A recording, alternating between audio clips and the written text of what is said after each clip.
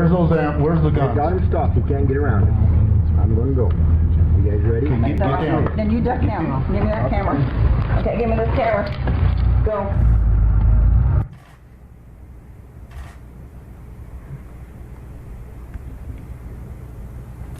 The truck was stopped to arrest Finicum, Payne, Bundy, and Cox for federal felony charges based on criminal acts arising from the armed occupation of the Malheur County National Wildlife Refuge.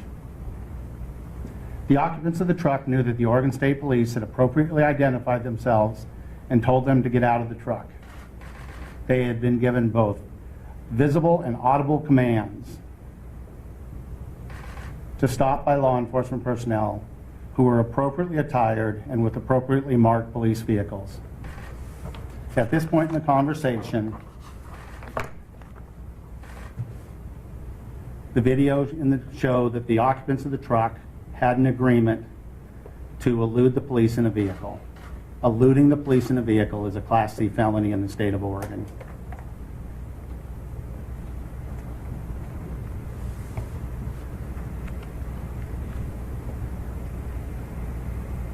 In the video, the truck now accelerates away from the initial stop. We have determined that Mr. Finicum was driving over 70 miles per hour as he approached the roadblock established by FBI HRT operators and the Oregon State Police at milepost 51, 1.5 miles from the initial stop. Please again direct your attention to the monitor.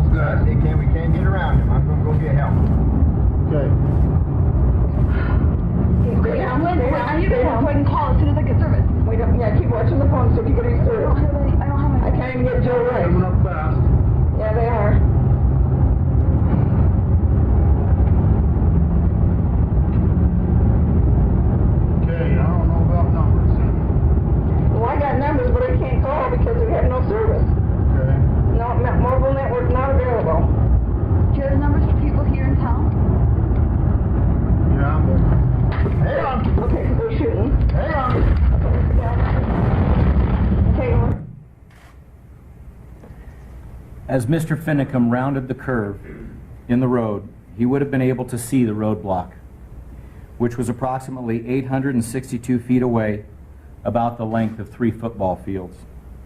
Mr. Finicum continued driving over 70 miles per hour as he approached the roadblock. An Oregon State Police Special Weapons and Tactics van was following Mr. Finicum's truck at the same speed and was able to stop prior to the roadblock. Mr. Finicum continued to travel at speeds in excess of 50 miles per hour as an Oregon State Police trooper who was standing at the roadblock fired 3 shots into the truck in an attempt to stop it. This trooper was located by this law enforcement truck on the diagram. Mr. Finicum continues to drive towards the roadblock and veers off the road and hits a 3-foot-high snowbank and travels 105 feet before coming to a stop. As you will see, Mr. Finicum almost struck an FBI HRT operator. We are going to replay the first 2 shots as the second shot is difficult to hear. 2 of the 3 shots, the first and third shots, are distinct. The second shot is muffled due to the fact that it hit the engine compartment. Before we play the video, I want to point out the 3 shots that were fired at the pickup from the Oregon State Police trooper. The first shot is represented by this orange line and strikes the driver's side mirror. The second shot, represented by the red line, strikes in the approximate area of the engine compartment. The third shot, represented by the green line, strikes in the front area of the vehicle as well. When we play this video, we will loop the video here 3 times so you can hear the first and second shot. The first and second shot are close together. Please direct your attention to the monitor. Hey on. Okay. Hey on. Okay. Hey on. Okay. As Mr. Finicum exits his truck, 2 shots were fired, which we have determined were fired by an FBI HRT operator. Later in this conference, we will discuss both the circumstances of those shots and how we discovered them. Neither of these 2 shots hit Mr. Finicum.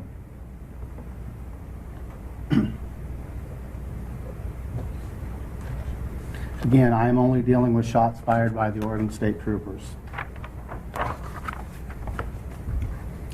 Under Oregon law, Mr. Finicum was using his truck as a dangerous weapon. A dangerous weapon is defined as any weapon, device, instrument, material, or substance which, under the circumstances in which it is used, attempted to be used, or threatened to be used, is readily capable of causing death or serious physical injury. An Oregon officer is justified in using deadly physical force when it is necessary to defend the peace officer or another person from the use or threatened imminent use of deadly physical force. Any person is justified in using deadly physical force when they reasonably believe that another person is using or about to use unlawful deadly physical force.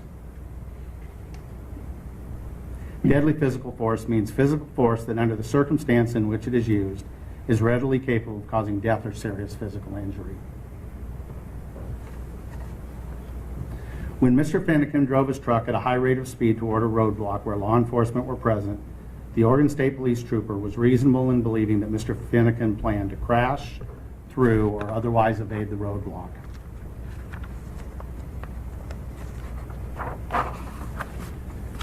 In doing so, he would do it in a manner that would injure or kill law enforcement at the roadblock. In this case, after interviewing the Oregon State Police trooper, that is in fact what the officer who fired 3 shots into the truck believed. Under these circumstances, these 3 shots into Mr. Finicum's truck are justified.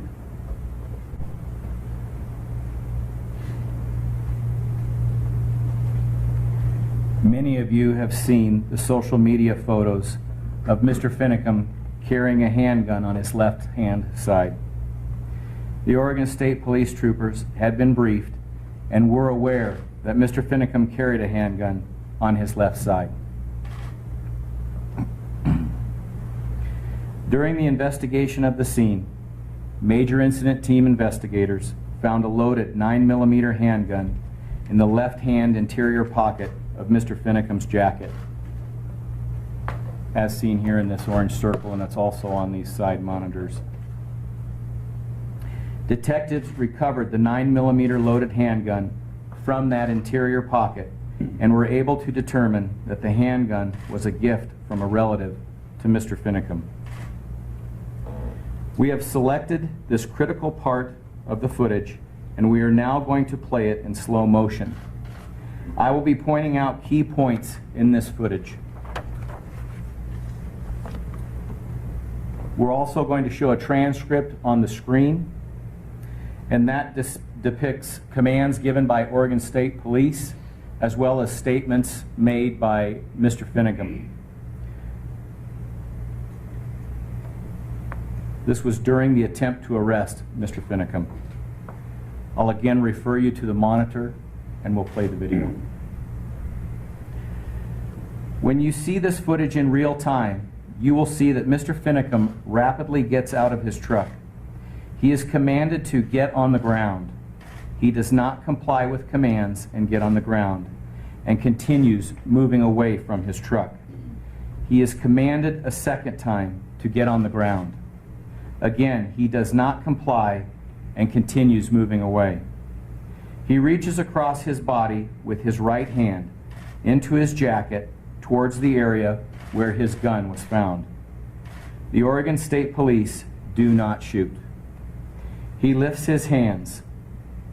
He looks down at his jacket and again reaches across his body with his right hand into his jacket towards the area where his gun was found. The Oregon State Police do not shoot. It is important to note that our investigation has determined that at this point, Mr. Finicum has not been shot with any lethal rounds or less lethal rounds. Again, he lifts his hands. Also note that the Oregon State Police trooper, who you see at the left side of this screen, right here in the photo, is armed with a taser and closing in to deploy it. He was attempting to take Mr. Finicum into custody with less lethal force after Mr. Finicum refused orders to get on the ground. Before that can happen, Mr. Finicum is ordered a third time to get on the ground. In the midst of that command, Mr. Finicum grabs his jacket with his left hand and again reaches with his right hand into the area of his jacket where his gun was found. At which time, the two Oregon State Police troopers behind Mr. Finicum, only one of whom you can see in the video, shoot a total of 3 shots, killing Mr. Finicum. Both of these Oregon State Police troopers stated to Major Incident Team investigators that they shot Mr. Finicum because they believed he was reaching for a handgun and was about to use deadly force against them and or the trooper armed with the taser. We have spent hours analyzing this video frame by frame. I would like to direct your attention to the monitor. Now here is the footage in real time. Excuse me.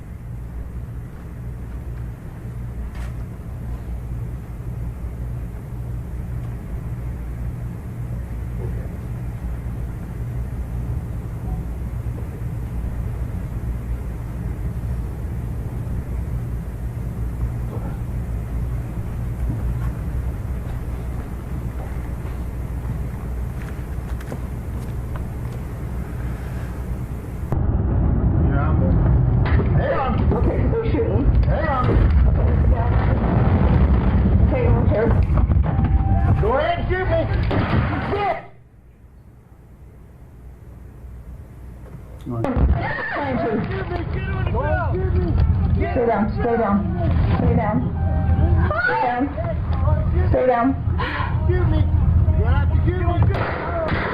Yeah, are they shooting him? Again, an Oregon officer is justified in using deadly physical force when it is necessary to defend the peace officer or another person from the use or threatened imminent use of deadly physical force. Any person is justified in using deadly physical force when they reasonably believe that another person is using or about to use unlawful deadly physical force against a person. 2 OSP troopers fired a total of 3 rounds, all of which hit Mr. Finicum. The Oregon State Medical Examiner's Office conducted the autopsy of Mr. Finicum and found that he was struck by 3 bullets in the torso, entering his back.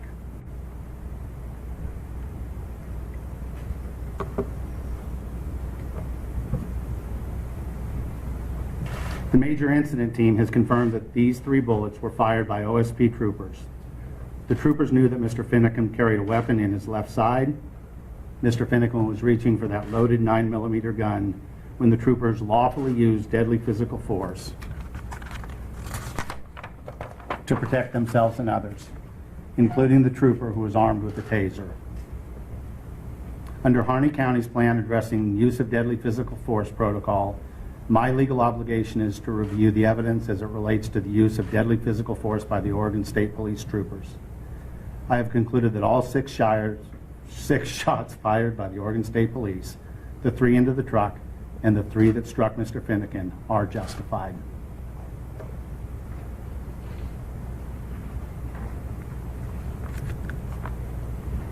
As a part of the Major Incident Team investigation, Oregon State Police Crime Lab forensic scientists examined the truck driven by Mr. Finicum and found 4 distinct bullet holes, 3 of which we have already gone over with you. I'm going to refer you to this diagram. These are the 3 prior shots that we had discussed. This is the 4th shot that they found into the roof of the truck. In the early stages of the investigation, we could not explain the fourth shot into the roof of the truck or its trajectory, given the placement of the Oregon State Police troopers at the time. We had conclusive evidence that the Oregon State Police troopers fired 6 shots, the 3 that hit the truck and the 3 that hit Mr. Finicum.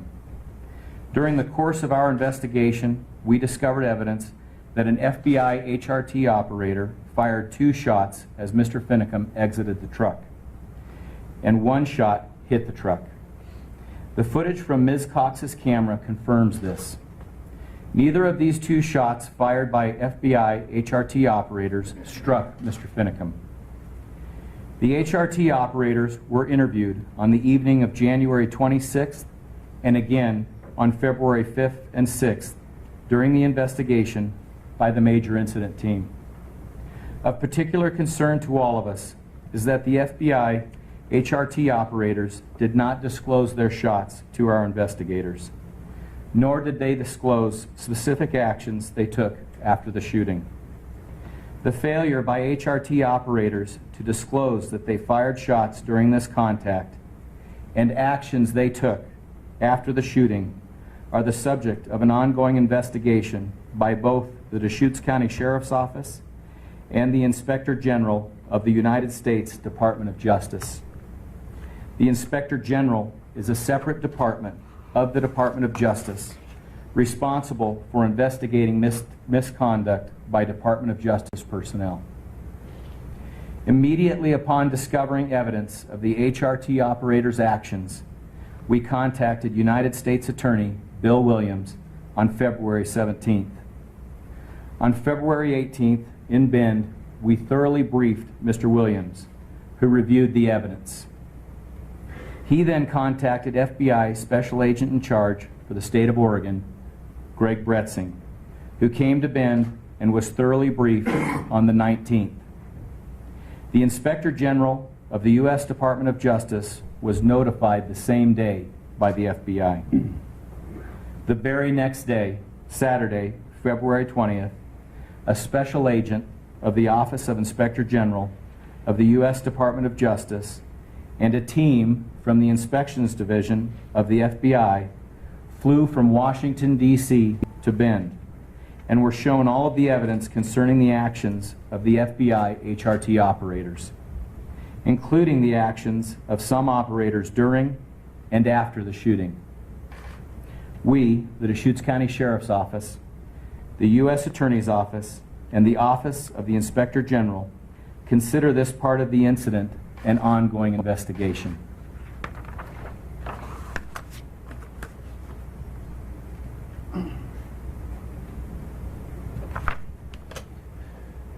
Given that we have an ongoing investigation, we're going to try to be as transparent as possible. We're releasing all of the numerous police reports and photos that are not directly related to the ongoing investigation, which we will release today. We will not be releasing the names of any law enforcement officers involved in this matter due to concerns for their safety and the safety of their families. We will not be releasing evidence that is being used in the continuing investigation. We want to acknowledge the prompt response of U.S. Attorney Bill Williams, FBI Special Agent in Charge Greg Bretzing, the FBI's Inspection Division, and the Office of Inspector General.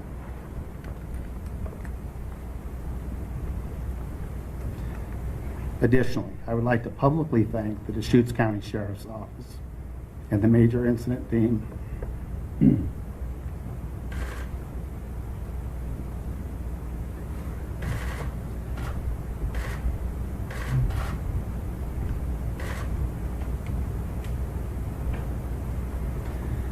for their meticulous work in following the evidence wherever it led, without fear or favor.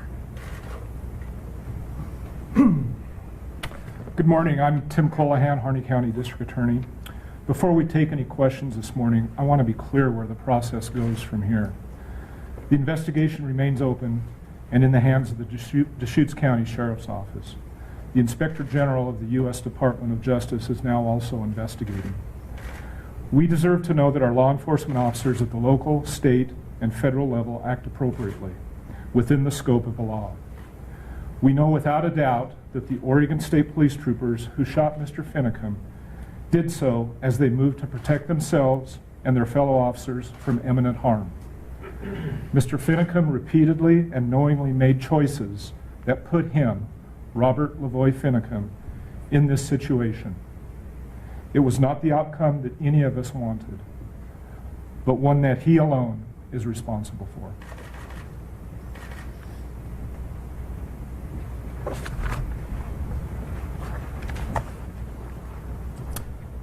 Thank you, gentlemen, for the opportunity to speak today. My name is Greg Bretzing, and I am the Special Agent in charge of the FBI in Oregon. On January 26, 2016, along Highway 395 in Harney County, Oregon State Police troopers and FBI agents put themselves in harm's way as part of an effort to bring the situation at the refuge to an end peacefully.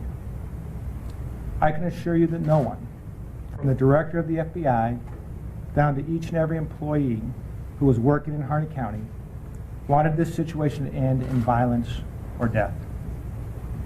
However, Mr. Finicum chose to break the law. Mr. Finicum chose to put other people's lives in danger, and, as the investigation shows, he chose to provoke a confrontation with law enforcement.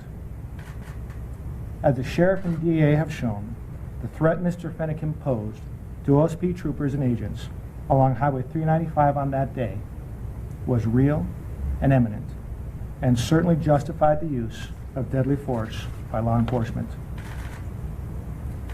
As you have heard today, the investigation conducted by the Tri-County Major Incident Team determined that OSP troopers fired 3 shots at Mr.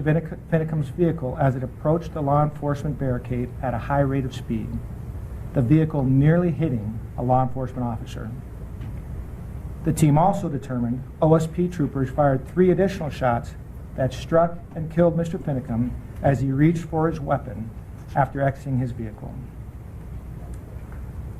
The county investigation further indicates that in between the 2 series of shots fired by OSP troopers, 1 and possibly 2 additional shots were fired by law enforcement as Mr. Finicum was exiting his vehicle immediately after hitting the snowbank.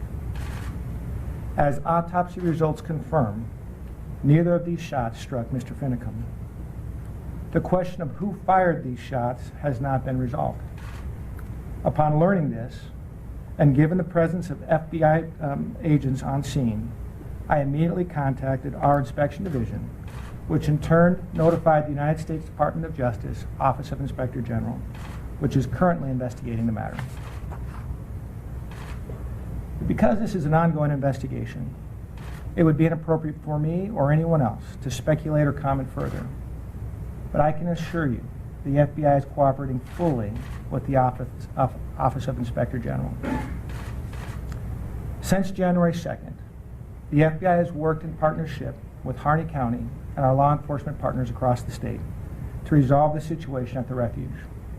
Since that time, hundreds and hundreds of FBI employees traveled to Burns with the sole purpose of bringing this situation to a peaceful conclusion.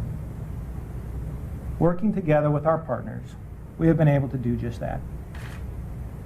The refuge is clear and will be reopening soon. People who once feared for their lives have returned home. Those who chose to break the law will have their day in court. Life is not yet completely normal, but we are on a path to reconciliation and recovery. Thank you.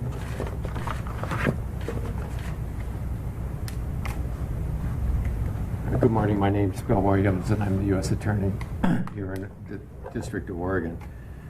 A separate independent investigation is being conducted by the Office of Inspector General for the United States Department of Justice in consultation with my office.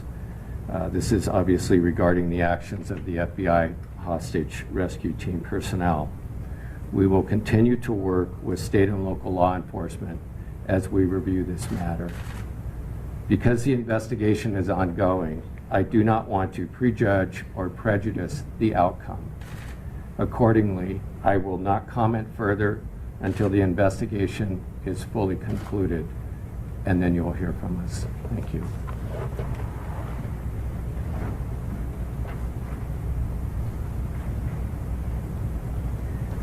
We have time for a few brief questions.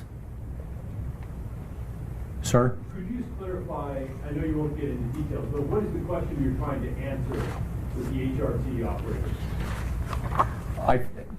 As Special Agent in Charge Bretzing mentioned, we don't know the identity of who fired those rounds, so it's an ongoing investigation.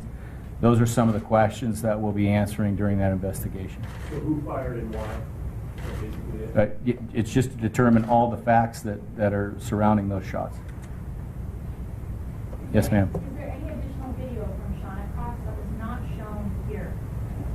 I believe, I'd have to defer, but I believe we showed most of Shauna Cox's video, and then that'll be released later as well. My partner, Mr. Norris, mentioned that is the video, so, and that'll be released later. Do you have a timeline on when this investigation will be included? It's difficult to tell as investigations play out because you never know how many interviews you're going to have to conduct, and you never know where the evidence will lead you. Sir? Last, when the FBI released its aerial footage, we saw critics online, a lot of them saying that it was manipulated. You're no doubt going to hear the same kind of things today after the video you just showed. What do you say to people who are going to no doubt or have in the past accused law enforcement authorities of manipulating images and video to serve their own purpose? I absolutely don't question any authenticity of any of these videos. On the initial FBI video, there were several witnesses that watched it play out live. And in our case of the video, we matched it up with Ms. Cox's video on several visual cues. And that was the overlay that you saw. Those were both the videos in raw form overlaid. Claire? Sheriff Nelson, two of your agency's captains resigned or were arrested since this investigation began. Does that detract resources from the investigation or cause a distraction? No, absolutely not. We have never missed a beat in delivering superior public safety and service, and this is no exception. Sir? So you're not releasing the names of any of the officers in part because of concerns about their safety. Can you tell us at all if there have been general or specific threats, or what is the reason in this case you're not releasing information that normally is released?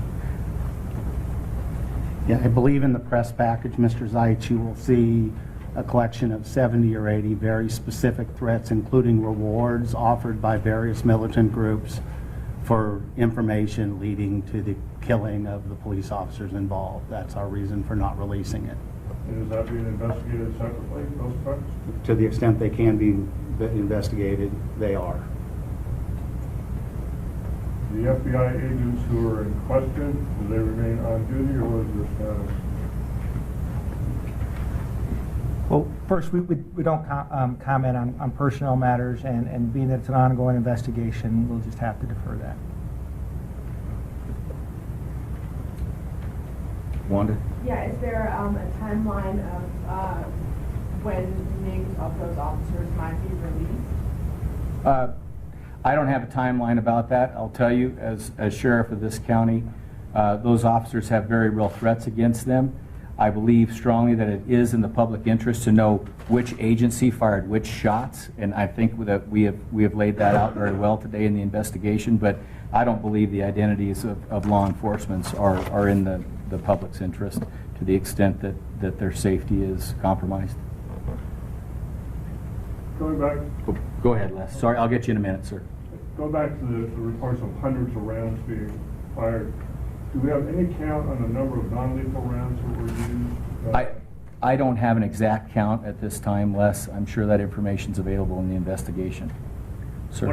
When it comes to the involvement of the FBI agents, is there a possibility when it comes to the cooperation piece and shots fired that any discipline or charges could be filed? You always see where the investigation will take you. It's very early on, and we're not going to comment about any specifics about that investigation. So in general, just kind of open-ended, anything's on the table? Again, we'll just see where the investigation leads us, sir. Sir? Just a clarification question. Could you clarify where the two officers were who fired the fatal shots? Was one of them the guy to the left that you said had the taser? And then another one? No fatal rounds came from the OSP trooper, the Oregon State Police trooper that had the taser. He had a less lethal taser deployed. So there were two others we couldn't see to the left? Yes. Yeah, we can show you. This is an Oregon State Police trooper that fired, and then off video that you can't see was another Oregon State Police trooper behind Mr. Finicum, and I can't tell you the specified location where he's at. Oh, and this is the Oregon State Police trooper that had the less lethal taser deployed. Ma'am, you had a question in. You had your hand raised? How long did it take for medical personnel to be called and to arrive on the scene after?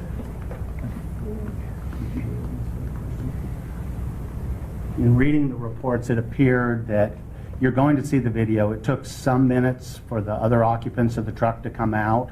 You're going to have that video. My understanding is immediately after the last person, who I believe was Miss Cox, surrendered. At that point in time, medical aid was rendered to Mr. Finicum and an ambulance was called. Just for clarification, yes, where again was he hit? Can you put that video up for us? Those are the three shots where they entered Mr. Finicum. And do they, regarding, does the medical examiner have an opinion about whether they would have been instantly fatal or would you have lived for any period of time after being shot? I don't know if the medical examiner expressed an opinion. There was substantial damage, and it does not appear Mr. Finicum was moving for a very long after he was hit by those weapons. Sir? Sometimes we hear an official declaration, suicide by officer. Did the medical examiner make that cause? The medical examiner did not have this information when they made their determination. The medical examiner determined that it was a homicide. Okay. So you said that the third officer had a taser that was deployed, but did that taser come close to striking Finicum? Did that? No, he was out of range of the taser. He was moving in to be in range to deploy the taser. The taser was not deployed. And what is the range of the taser? I would have to get that information. I don't have that specific information at this time. It depends on the cartridge. So this is obviously a sensitive operation. At what levels of either local law enforcement or at the FBI was there the green light to proceed with this tactical operation?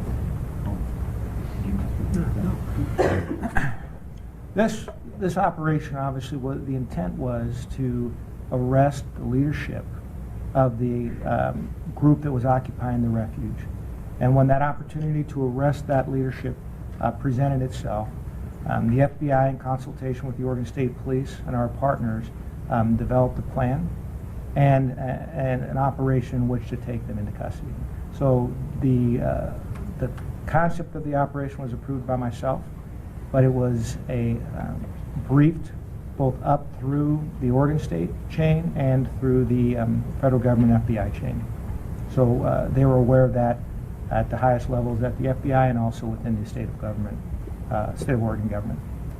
How did the state police know that Finicum had a weapon on the left side of his coat? Well, the bottom line is, through multiple pictures and interviews, as you guys know, they were not shy of cameras or in talking with the press, nor were they shy about hiding the arms which they were carrying. On multiple occasions, Mr. Finicum was observed wearing a shoulder holster on the left side where he carried a sidearm. That is obviously, when you have that kind of information, that is briefed to the operators who will be effecting the arrest. In this case, that was a brief both to the Oregon State troopers and to the FBI operators. Indeed, as you see, as the investigation determined, he did have a loaded handgun in the left side jacket pocket of his jacket. And that shoulder holster, was that identified as the gun that was used, or was that a different gun that you identified? I don't think we know that at this point. Because there's quite different pistols that we've seen, Mr. Finicum. Yeah, they had a number of arms. Were the officers in a position to actually see under the jacket, or was it the firing of the shot was based upon assumption of having prior knowledge of the placement of the gun? I'm going to let the people who conduct the investigation handle that.